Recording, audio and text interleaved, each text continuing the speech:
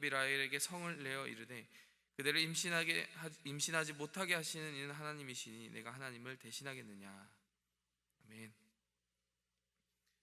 여러분, 지난 시간까지 계속해서 지금 야곱의 가정에서 일어나고 있는 여러 복잡한 일들, 그 자녀를 낳는 일들을 두고, 그리고 야곱의 사랑을 두고 정말 쟁탈전이 벌어지고 있는 이 야곱 가정의 복잡한 사정들을 우리가 살펴보고 있습니다. 그 와중에서도 또 지난주까지 집중적으로 살펴보았던 것은 레아입니다. 오늘 본문 말씀에 레아가 사랑받지 못함을 보시고 그의 태를 여셨다라고 이야기를 합니다. 여러분, 사람은요 누구라도 조금 더 눈이 가고 사랑받을 만하고 사람들에게 인정받을 만한 사람에게 더 힘을 실어주는 것 같아요. 여러분, 그런데 하나님 나라의 법칙은 좀 다르다라는 것이죠. 하나님은 약한 자에게 더 마음이 가고요, 무너진 자의 가슴을 일으켜 주시려는 그런 마음이 있으시고, 또 부족한 자에겐 더 채워주시려는 마음이 있습니다. 왜 그럴까요? 우리는 서로를 경쟁 상대로 보기 쉬운, 어떻게 보면은 형제들끼리 경쟁하듯이 같이 나란히 서서 경쟁하는 것 같은 인식을 가지고 서로를 바라볼지 모르겠지만요, 하나님 눈으로 보기에는, 하나님 앞에는 모두가 자식이고, 하나님이 보실 때에는 정말 다 축복해 주고 싶은 하나님이 만드신 소생이기 때문에 그렇지 않겠습니까? 여러분, 그 은혜의 눈으로 보면요, 우리의 약함도, 또 우리의 부족함도, 또 우리의 깨어짐도 언젠가 반드시 하나님의 손에 붙들림을 받게 되고, 또 채우심을 받게 되고 치유함을 받게 된다라는 그런 확신을 가지고 살아갈 수 있게 됩니다. 여러분, 총이 없었기 때문에 은총을 입었다. 여러분, 레아의 삶을 그렇게 정의를 할 수가 있겠습니다. 여러분, 그렇다면은 우리가 세상에서 깨어지고 부족하고 연약하면 그냥 자동적으로, 그냥 저절로 하나님의 사랑을 잊게 되는 것인가? 여러분, 오늘 본문 말씀을 통해서 우리가 나눌 이야기는요, 과연 레아가 어떻게 하여서 하나님의 은총을 입었는가에 대한 그 질문에 대해서 좀 더 자세히 살펴보자 라고 하는 그 문제의식을 가지고 한번 살펴보도록 하겠습니다. 여러분, 레아에게서도 찾아볼 수 있는 어떤 은혜의 비결이 있지 않겠습니까? 여러분, 첫 번째로요, 레아에게는 정말 하나님의 은혜를 어느 순간에도 붙드는 기도가 있었습니다. 그 기도에 응답하여 주시는 하나님께서 레아의 손을 들어줄 수밖에 없었다. 오늘 본문 말씀을 보면요, 처음부터 하나님께서는 레아에게 계속하여 아들들을 주십니다. 그런데 라헬과 레아에게는 아들이 있고 없음의 차이만 있을 뿐만이 아니라 그 문제가 발생했을 때 자신이 가지고 있는 그 괴로움을 어떻게 해결하느냐에 대한 그 태도의 문제에서 완전히 다른 모습을 보여주고 있습니다. 30장 2절, 먼저 라헬의 모습을 보면요, 30장 1절을 보면요, 라헬이 자기가 무슨 수를 써서도 계속 자녀를 낳지 못하는 그 모습을 생각하면서 야곱에게 달려갑니다. 그러면서 내게 자식을 낳게 하라, 그렇지 아니하면 내가 죽겠노라, 이렇게 이야기를 합니다.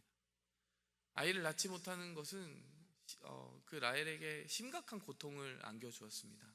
그리고 레아와 라헬의 그 관계가 계속해서 경쟁 구도로 흘러갔기 때문에 라헬에게는 그것이 심각한 패배감을 주었을 것입니다. 그리고 소외감을 주었을 것입니다. 그렇기 때문에 그것을 어떻게 해서든 뒤집어 보고자 하는 그 라헬의 간절한 마음은 이해하겠으나, 오늘 라헬의 말은 여러분, 우리가 듣기에도 상당히 무리가 있지 않겠습니까? 야곱이 듣기에도 그 말은 좀 이치에 맞지 않는 말이었습니다. 아이가 생기지 않는 것을 누구 탓을 하겠습니까? 그러면서 야곱은 그렇게 대답을 하는 것이죠. 이 상황의 절대적인 주권이 결국에 하나님께 있는데 어떻게 나더러 아이를 낳게 하라고 하는 것이냐. 여러분, 레아는요 반면에 다른 태도를 취한 것 같아요. 조금 더 자세히 한번 보실까요? 32절, 29장 32절을 보니까요, 레아가 임신하여 아들을 낳고 르우벤이라 이렇게 이름을 붙였습니다. 그런데 그 이름의 뜻은 여호와께서 나의 괴로움을 돌보셨다. 여러분, 여기서요 그 아이를 낳게 된 것을 그 의미를 살려서 이름을 붙이는데, 그 이름 뜻이 여호와께서 나의 괴로움을 돌보셨다라는 의미를 담고 있다는 겁니다. 여러분, 달리 말하면 그 아이를 주신 것이 누구라는 거예요? 하나님이시라는 거예요. 여호와께서 나의 괴로움을 돌보셨기 때문에 여호와께서 이 아들을 주신 것이다. 33절의 두 번째 아들 마찬가지로요, 시므온을 주실 때도 여호와께서 내가 사랑받지 못함을 들으셨으므로, 여기서도 주어가 누구입니까? 여호와께서입니다. 여러분, 라헬과 다릅니다. 라헬이 야곱에게 대번에 달려가서 나에게 아들을 낳게 하라 할 때는 숨은 주어가 무엇입니까? 야곱, 당신이 나에게 아들을 주어야 된다라고 이야기를 한 것입니다. 여러분, 그런데요, 레아는 그 모든 아들을 낳는 과정 속에서요, 모든 주권과 그 은혜의 선물을 주시는 일을 하나님으로 이야기하고 있는 것입니다. 물론 레위 같은 경우에는 내 남편이 지금부터 나와 연합하리로다, 직접적으로 하나님과 연관된 뜻을 가지고 이름을 짓지는 않은 것 같아요. 그런데 네 번째 아들을 보십시오. 유다를 보십시오. 내가 이제는 여호와를 찬송하리로다, 이렇게 이야기를 합니다. 그러니까 모든 이름 안에 하나님의 주권을 의지하고 나아가는 그런 정말 아름다운 이름의 뜻이 들어있다는 것입니다. 여러분, 사실 하나님의 주권을 의지하고 그 은혜를 의지하기는 하지만요, 레아에게는 라헬 못지않은 치명적인 고통이 있었습니다. 그것은 무엇입니까? 비록 자신이 계속해서 야곱의 아들들을 4명이나 연속해서 낳고 있기는 하지만요, 제대로 야곱에게 사랑받는다는 느낌을 받아본 적이 없는 거예요. 그래서 지난 시간도 살펴봤듯이 그 이름에 그 애환이 녹아 있습니다. 여호와께서 나의 괴로움을 돌보셨다, 괴롭다라는 것입니다. 내가 사랑받지 못함을 들으셨다, 사랑받지 못하고 있다는 것입니다. 내 남편이 나와 연합하리로다, 연합하지 못하고 있다는 것입니다. 이 괴로움이 있습니다. 여러분, 그런데요, 레아의 기도를 다르게 했던, 그리고 레아가 하나님께 나아가는 방식을 다르게 했던 것은 무엇입니까? 내가 괴롭더라도 이 일의 판결자는 하나님이시라는 겁니다. 내가 내 상황 속에서 내 힘으로, 내 손으로 바꿀 수 있는 것이 하나도 없어 보여도 그래도 내 삶의 주인, 내 삶의 키를 붙들고 있는 것은 하나님이라는 고백이 결국에 마지막에 튀어나오더라는 것입니다. 여러분, 시험과 괴로움이 없는 것이 하나님의 응답은 아닌 것 같아요. 그런데 그 시험과 괴로움 속에서 그 모든 것들을 하나님께 들고 가게 되면요, 하나님께서는 그 모든 것을 덮고 이기고 승리할 수 있는 힘을 주시더라는 것입니다. 여러분, 제가 어렸을 때 아이들끼리 싸움을 하다 보면요, 누가 집니까? 여러분, 싸움의 판결은 어떻게 납니까? 코피가 먼저 나는 쪽이 지는 경우가 있고요. 그건 뭐 객관적인 상황이죠. 주먹으로 한 대 코만 제대로 치면 피가 먼저 나는 쪽이 지는 이런 것이 있고요. 또 다른 기준이 있습니다. 그래서 눈물을 먼저 흘리면은 진다라고 그래요. 왜 그렇죠? 항복이기 때문에, 내가 할 수 있는 것이 없다 고백하는 것이기 때문에. 여러분, 그래서요, 여러분, 우리가 성인이 되어가면서 처음 배운 것이 무엇입니까? 힘들어도 울지 마라. 사람이 너에게 무엇을 해줄 수 있겠느냐, 오히려 너의 약점만 노출하는 것 아니겠느냐, 뭐 이런 가르침이 녹아있지 않겠습니까? 그런 전제들이 녹아있지 않겠습니까? 그래서 아이들에게 눈물 흘리지 않는 법부터 배우게 하는 것이 사람의 방법인 것 같아요. 여러분, 그런데 제가 신앙인의 길을 보고 나니까요, 신앙인은 반대로 가는 것 같아요. 어떤 사람이 이기느냐? 우는 사람이 이깁니다. 여러분, 그런데 사람 앞에 우는 사람이 이기는 게 아니라요, 사람 앞에 우는 것이 아니라 하나님 앞에 나아가서 우는 사람이 이기는 것입니다. 여러분, 라헬 같은 경우는요, 정말 울지도 않았어요. 정말 독한 마음으로 이렇게 계속 야곱에게 항의하고 있는 것입니다. 그런데요, 레아는 자신의 마음의 고통, 사랑받지 못한 고통을 가지고 하나님께 나아가서 울더란 말입니다. 여러분, 우는 자가 이기는 것입니다. 하나님 앞에 우는 자가 이기는 것입니다. 여러분, 그랬을 때요, 레아의 인생만 달라진 것이 아닙니다. 레아가 마지막 아들의 이름은 자기 야곱과의 그 관계의 어려움이 전혀 반영되어 있지 않아요. 내가 하나님을 찬송하리로다. 여러분, 모든 마음의 괴로움이 다 씻어진 것입니다.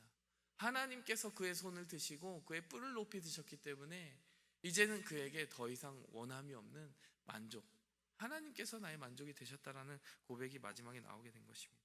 그뿐만이 아닙니다. 그 아들들의 인생이 축복받은 인생이 되었습니다. 한번 생각해 보시겠습니다. 르우벤과 시므온은 그렇다 하더라도요, 여러분, 분명하게 레위와 유다는 얼마나 귀한 족속으로, 얼마나 귀한 아들들로 양육되었습니까? 레아가 낳은 세 번째 아들 레위의 이름은요, 이제 남편이 나와 연합하리로다, 이런 이름이었습니다. 여러분, 그런데 그 남편이란 이름을 빼고 연합이라는 단어에 한번 집중을 해볼까요? 레위 지파의 미래가 그 연합이라는 이름에 참 어울리지 않습니까? 제가 곰곰이 묵상해 보니까요, 레위 지파는 제사장의 가문이었어요. 근데 제사장의 가문이 하는 일이 다름이 아니라요, 하나님과 이스라엘을 여러분 연합하게 하는 것입니다. 하나님의 마음을 떠난 자들을 제사의 그 예배 장소로 끌어모아서 그들의 죄를 씻게 하고 하나님과 다시 관계를 회복하게 하는 역할을 누가 했습니까? 레위 지파가 한 것 아닙니까? 달리 말하면은요, 신부된 이스라엘을 남편인 하나님과 중매하는 역할, 다시 그 관계를 중재하는 역할을 바로 레위 지파가 감당하더라는 것입니다. 여러분, 그러고 나서 이 이름을 곰곰이 한번 살펴보니까 은혜가 되더라는 것이에요. 남편이 나와 연합하리로다. 남편이신 하나님이 신부된 이스라엘과 연합한다. 여러분, 그 의미가, 예언적인 선포가 이 레위 지파의 그 이름에 고스란히 담겨 있지 않습니까? 그런가 하면요, 유다의 이름도 마찬가지입니다. 내가 이제는 여호와를 찬송하리로다. 여러분, 유다 하면 누가 떠오르십니까? 저는 다윗이 떠오릅니다. 유다 지파에서 왕의 라인이 시작이 되는 것입니다. 그런데 다윗 하면 뭐가 떠오르십니까? 다윗 하면 찬송이 떠오릅니다. 하나님이 왜 그렇게 다윗을 사랑하셨겠어요? 그 광야에서 8째 아들로 사무엘이라는 정말 엄청난 인물이 집에 왔는데도 저 바깥에서 양들을 돌보느라고 정말 아버지가 부르지도 않는 아들, 사랑받지 못하는 아들이었음에도 불구하고 그 들판에서 찬송했다는 건 아닙니까? 도망자로 살면서도 찬송했다는 건 아닙니까? 그 시편에 무수한 시들을 지었다는 건 아닙니까? 여러분, 이 유다라는 이름 속에 이미 그 다윗 왕의 위대함이 녹아 있는 것이고요, 그 예언적인 선포가 정말 강한 줄기가 되어서 그 지파의 운명을 바꿨고, 그 지파의 운명이 바뀌니까요, 그 지파를 통해서 하나님이 이스라엘 전체의 역사와 운명을 바꿨다는 것입니다. 여러분, 만약에 레아가 하나님 앞에 울지 않고 라헬과 같이 사람 앞에 울었다고 생각을 해보십시오. 아이들을 붙잡고 너희 아빠 왜 이러니? 이랬다고 생각을 해보십시오. 여러분, 그러면 아이들이 무슨 마음을 가지고 살았겠습니까? 아, 정말 우리 아빠는 나쁜 분이구나, 뭐 이런 마음을 품고 살았을까요? 그 고통을 자식들에게 쏟아놔봤자, 남편에게 쏟아놔봤자 그 가정의 역기능이 계속해서 강화되는, 악화되는 수순밖에 없었을 거예요. 그리고 그 아이들도 그 영향력, 부정적인 영향력을 고스란히 받고 살았을 것입니다. 그런데 그것을 하나님 앞에 가져가서 울었더니요, 하나님이 그 이름 짓는 것부터 시작을 해서 그 아들들의 운명을 완전히 바꾸어 놓았다는 것입니다. 여러분, 우리의 쓴 마음을 하나님 앞에 가져가야 됩니다. 우리가 고통스러울 때 하나님 앞에 가져가야 됩니다. 그럴 때 하나님께서 그 안에서 이루어 가시는 도도한 역사를 만들어 주십니다. 여러분, 우리가 또 한 가지 기억할 것은요, 우리의 약함 속에서도 하나님의 은혜의 역사는 이루어진다는 것입니다. 30장 2절을 보니까요, 라헬은 계속해서 성을 냅니다. 여러분, 그 결과로 무수히 많은 경쟁이 일어나게 되고요, 이제 배다른 아들들이 정말 득실거리는 그 가정이 만들어지게 되었습니다. 여러분, 그런데 하나님께서는요, 이들을 어떻게 사용하십니까? 이스라엘의 영광스러운 12지파로 세우십니다. 분명히 이 가정은요, 인간적인 눈으로 볼 때는 굉장히 사연이 많은 가정이 되어버렸어요. 이미 사람의 손으로 치유하기 어려운 감정의 골들이 곳곳에서 눈에 띄는 가정이 되어버렸습니다. 다음 시간에 그것을 조금 더 자세히 살펴볼 수 있게 만드는 여러 부분들을 30장에서 살펴볼 텐데요, 하지만 하나님께서요, 그 은혜를 거두지 않으셨습니다. 결국에는 레아의 손만 들어준 것이 아니라요, 라헬에게서 누가 나왔습니까? 요셉이 나왔습니다. 그리고 그 요셉을 통해서요, 결국 유다와 나머지 아들들도 생존할 수 있게 된 것입니다. 그렇게 보면요, 하나님의 은혜가 그 누구의 손을 편벽되게 치우치게 들어준 것이 아니라 고르고 공평하게 그 가정을 축복하기 위해서 항상 하나님께서 사력 있고 배력 있게 정말 그 가정을 축복하셨음을 볼 수가 있습니다. 말씀을 맺겠습니다. 여러분, 인간에게는 참 그 판단의 한계가 많습니다. 그리고 인간의 고통이라는 것은요, 그 판단력과 이성을 흐리게 하고 눈을 멀게 하는 경우가 많아요. 그래서 인간의 수단을 의지하게 만들고 하나님의 은혜를 잊어버리게 만드는 일이 많습니다. 여러분, 그런데요, 우리가 그 눈물이 우리의 시야를 가릴 때, 여러분, 우리는 도리어 눈을 감고 하나님의 영광을 바라봐야 됩니다. 여러분 그 시야, 흐려진 시야를 가지고 세상을 또 바라보려고 하고 세상에서 길을 찾으려고 하면 보이겠습니까? 여러분 차라리 눈을 감고 여러분 영안이 열리는 경험을 해야 될 것입니다. 눈물을 흘리고 그 눈물을 쏟으며 하나님의 제단 앞에 나아가서 사람의 방법과 사람의 길이 아니라 하나님이 내시는 그 하늘길을 발견하는 은혜가 있어야 될 것입니다. 이러한 은혜와 축복이요 우리 모두에게 주어져 있습니다. 하나님께서 그러한 역사로 오늘 하루 그리고 우리의 평생을 성도님들의 삶을 받으시고 연락하고 축복하시기를 축원합니다. 함께 기도하겠습니다. 하나님 아버지, 우리의 연약함에도 불구하고 하나님의 은혜가 멈추지 않습니다. 우리의 멈추지 않는 눈물에도 불구하고 하나님이 우리를 향하여 내려주시는 축복은 정말 멈추지 않는 강과 같이 끊임이 없고 정말 광대합니다. 하나님, 우리가 오늘 하루의 삶을 주님 앞에 드립니다. 하나님, 우리가 때로는 시험에 지고 또 이 세상 세파에 정말 맞고 정말 주님 앞에 눈물을 흘릴 일밖에 없을지 모르겠지만 하나님, 그 눈물을 주님 앞에 흘리는 자에게 어떠한 축복을 주시는지 오늘 말씀을 통하여 우리 마음속에 깊이 깊이 새겨주시옵소서. 그리하여 주님 앞에 눈물을 흘림으로 이기는 자들로 한 사람 한 사람 귀하게 세워주시옵소서. 이 모든 말씀 예수님의 이름으로 기도하였습니다. 하늘에 계신 우리 아버지여, 이름이 거룩히 여김을 받으시오며 나라의 임하옵시며 뜻이 하늘에서 이룬 것 같이 땅에서도 이루어지이다.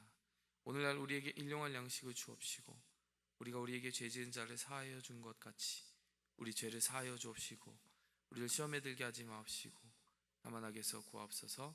대개 나라와 권세와 영광이 아버지께 영원히 있사옵나이다.